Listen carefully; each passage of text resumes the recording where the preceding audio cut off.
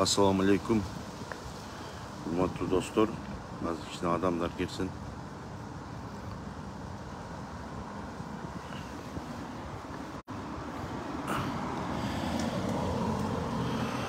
Hurmatlı dostlar. Men köpten beri premo efirge, tüz efirge çıkpay kaldım elem. Köp bolup kaldı tüz efirge. Bирок азыр çıkpай койгондун өзү туура эмес болуп калды мен үчүн. Эмнеге дегенде бөтөн элде, бөтөн жерде 20 жылдан ашык жашаган мигрант катары мен азыр кабар угуп аябай жүрөгүм сыздады деп айтсам болот. Бүгүн эле мына кирди чыкты деген бир бале бар. Ошо кирди чыкты менен бүгүнкү күндө эле 17 адам каза болуптур. Жолдо Самара шаарында дейт. Bir ушик 2 камаздын ортосуна калып кетти деп кабар келди. Бул аябай өкүндүрөт туугандар. Өкүндүрөт.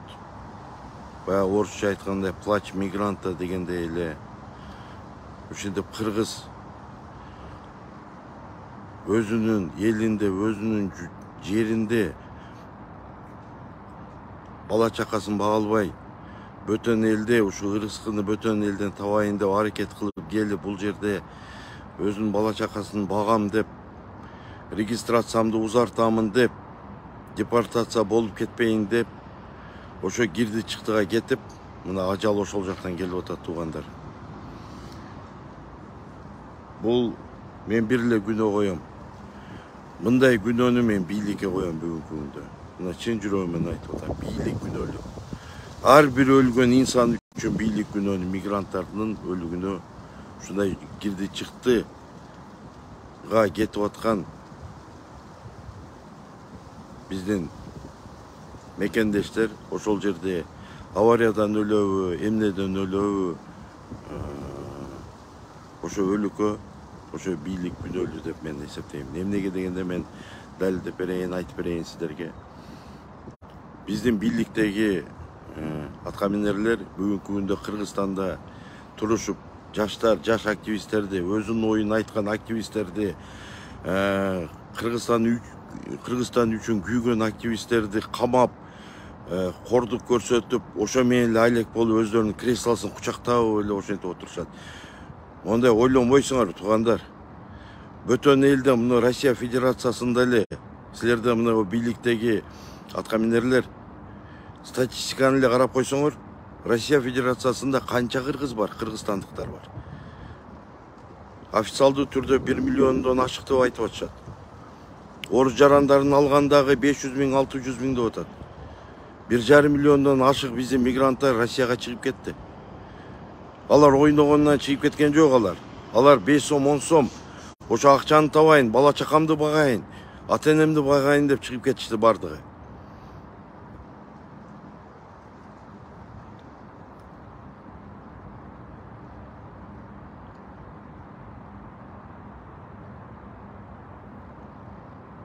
Бул жака келип алышып алар бир жылда регистрациясын жасатып, регистрацияны узатканы бул жерде регистрация жасатпай турган болуп, квартирага регистрация деп, ошону дагы бизнеске айлантырышып, азыр юр адреске регистрация койбой турган болду. Квартирага регистрация коет. Ар бир кыргызда бул жерде квартира жок. Эртең нелегал болуп калышат. Ошентип ошо нелегал болбой калайын. Кирди чыкты кылайын, депортация болуп кетсем, бала чакамды ким багат, ата-энемди ким багат деп ошентип жолдо кетип атышып, микроавтобус менен ташышып, биздин шопурларыбызда ташыган шопурларыбыз ушу көбүрөөк акча таба алайын деп түнү күнү эчтекесине карабай катташып, мына ушундай кырсыкка учурап канча деген адамдар өлүп атышат. Алла таалам жанын бейиштен кылсын өлгөндөрдүн. Бир туугандарынын ата-энесине сабырлык тилеймин мен. Сабыр болушсун. Пешене экен, ажал экен. Ошо ажал ушул жерде болду. Ошону эле айткым келип атат мен бийликтегилерге деп. Ошол жерде эле ушул жерде отурган посолго айткым келип атат. Ушул посолго дагы мен көп нерсе айткым келип атат. Ошо министр иностранных дел МИДке айткым келип атат. Эмне кылып атасыңар? Эмнени такалап атасыңар силер? Эмне жумуш аткарып атасыңар? Бүгүнкү күндө эң көйгөйлүү маселе ушу кирди чыкты болуп атат. Бүгүнкү күндө эң көйгөйлүү маселе ушул регистрация болуп атат. Ошонун маселесин чечпей эмне кылып жүрөсүңөр силер? Эмне кылып жүрөсүңөр? Мен сураган акым бар силерден. Урматтуу аткаминерлер, ошондой эле урматтуу депутаттар, мен силерден сураган акым бар. Мен налог төлөп, ошо налогуман айлык алып отурасыңар силер. Мага окшогон 1,5 миллион калк ушул Россияда иштеп, ошолор да сураган акысы бар силерден. Урматтуу посол Клара Самат, сиз эмне иш кылып атасыз? Ушул нерсени эмнеге чечпей атасыз? Урматтуу президент Садыр Нуркожоевич, мен сизге биринчи жолу ушинтип кайрылып атам, Садыр Нуркожоевич деп. Келип ушул нерсени Владимир Путин менен тең ата сүйлөшүп, ушул нерсени чечип берсеңиз болот эле го. Кыргыздар, биз өзүңүз билгендей, биз таможня биримдигиндебиз. Биз Евразийский экономический союздабыз. Келип туруп, ошол Путин менен тең ата сүйлөшүп, кыргыздарга ушундай мораторий алып бербейсизби? Кыргыздарга шарт түзүп бербейсизби? Сизди көрүп атабыз, ар жерге барып эле айтып эле кайра сөзүңдөн кайтып эле жүрөсүз. Могул жерге келип жок дегенде биз Россияда иштеген мигранттарга жардамыңызды тийгизиңизчи. Урматтуу ГКМнын жетекчиси, өзүмдүн камчакам. Ушул нерсени чечип бергилечи. Чечпесеңер күнүгө Кыргызстанга күнүгө самолеттон сөөк 200'дү тосуп ала бергиле.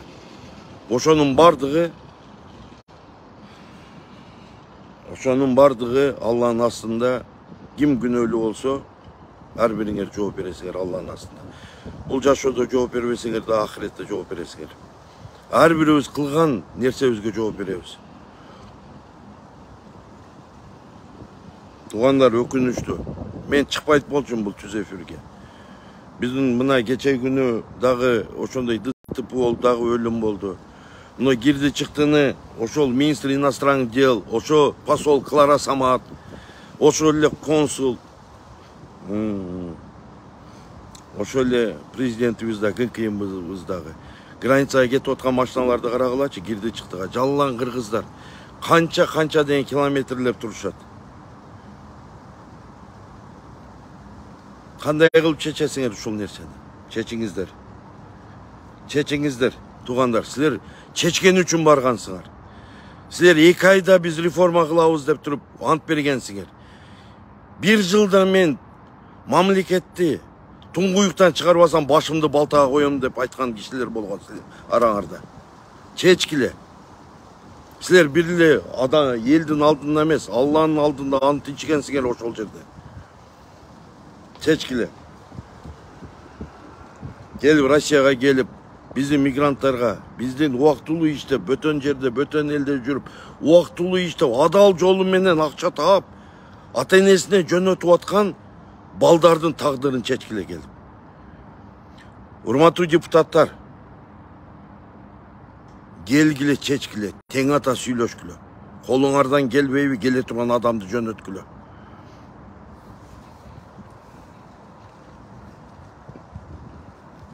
Крик души мигранта дейт. Урматтуу жаштар, Кыргызстандын жаш активисттери, урматтуу бөтөн элде, башка шаарларда, башка мамлекеттерде жашаган жаш активисттер. Кыргызда жакшы сөз бар, бала ыйлабаса эмчек кайдан деп. Келгиле ыйлайлы. Келгиле ыйлайлы. Сааты келди. Кыргызстандын келечегине кайдыгер карабайлы. Ушул жерде мигранттардын сөөгү барган сайын, ал Кыргызстан андан өнүгүп кетпейт. 1,5 миллион мигранттын 150 миң эле мигрант Кыргызстанга бара турган болсо, атыңарды таппай каласыңар, урматтуу аткаминерлер. Биз өзүбүз адал жолунда акча таап, ата-энебизди бакканга дагы силер шүгүр дегиле ошол жерде отуруп алып. Өзүңөр менен өзүңөр эле болуп, креслоңарды кучактап эле сактап отуруп эле интриганын ичинде өзүңөр эле жүрөсүңөр. Карапайым эл балдарыны Ошо Россияга, Америкага, Европага, Кореяга ошентип жөнөтүп атышат. Ошо балдарым ошол жерден акча берсин, акча таап келсин, акча жөнөтсүн деп. Силерден эл дагы үмүт кылбай калды.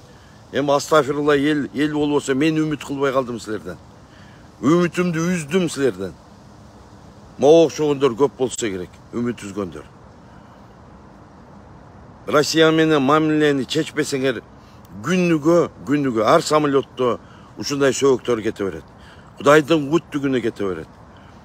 Ар бир ата эненин каргышы силерге тиет ошондо туугандар. Ушу маселени чечсеңер, чоң иш кыласыңар. Россияга келгиле. Ушул жерде эле мен кайрылып кетемин.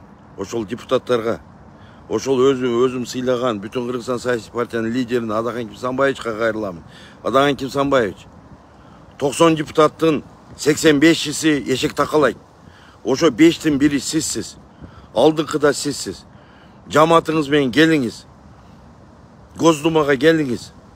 Госдумада тең ата сүйлөшүңүз. Ушул биздин маселебизди чечип бериңиз, Адакан Кимсанбаевич. Сизден башка чече турган адам бүгүнкү күндө эки сөзүн кошо албай, телефонун карап чукулап, телефон менен окуп жүргөндөрдү көрүп атабыз. Чечип бериңиз, Казакстанга барып, границаны чечкен сизсиз. Келиңиз Москвага. Москвага келип, Госдуманын депутаттары менен тең ата сүйлөшүп чечип бербесеңиз, болбой калды окшойт. Комиссия түзгүлө, урматтуу депутаттар.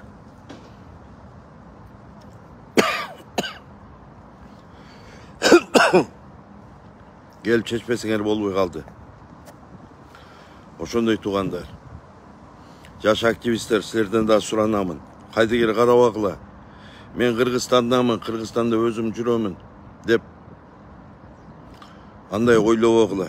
Бөтөн элди да ойлогула. Бөтөн элде биз жыргаганыбыздан бөтөн элге чыгып кеткен жокпуз. Бөтөн журтка чыгып кеткен жокпуз. Biz ошо печени терибиз менен акча табабыз, бала бакырабыз, багабыз, ата энебизди багабыз деп чыгып кеткенбиз туугандар. Biz Москвага келип, же Россияга келип, ушу кирди чыкты кылабыз деп, границага кетип, өлүп калабыз деп чыккан жокпуз биз. Элестеткиле, мына азыркы күндө 17 адам дейт сөөгү, 17 адамдын сөөгү дейт. 2 КАМАЗдын ортосунда калып калды. 17 адамдын сөөгүн мондай эле элестеткилечи туугандар. Мына бүгүн базар 17 сөөгүктү азыр Самара шаарына апарат. Муртта апарышат. Понедельник, вторник, среда, эмки жуманын аягында сөөгүктү Кыргызстанга жөнөтүлсө да чоң кеп. Bir жума сөөгүк Россияда калып калган, бул эмне деген? Бул шариятка дагы туура келбейт, кыргызчылыкка дагы туура келбейт туугандар.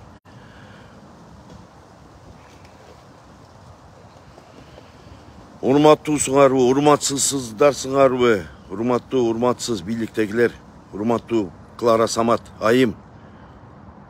Колдон келбейби? Колдон келбейби, кетиңиз. Же чечиңиз, барыңыз, өзүңүздүн линияңыз боюнча барыңыз.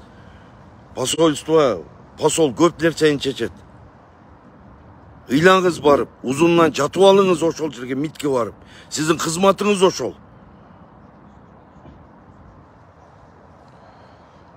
Бардыңар тынч болгула, аман болгула туугандар.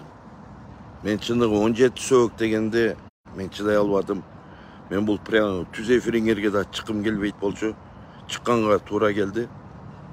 Бардыңар аман болгула. Бөтөн элде жүргөнүңөр, Алла Таалам алты саныңарды аман кылып, ата энеңердин астына, бир туугандарыңын астына, бала чакаңын астына бардыртканы Алла Таалам насип этсин. Бардыңар тынч болгула. Ассаламу алейкум, рахматуллахи ва баракатуху.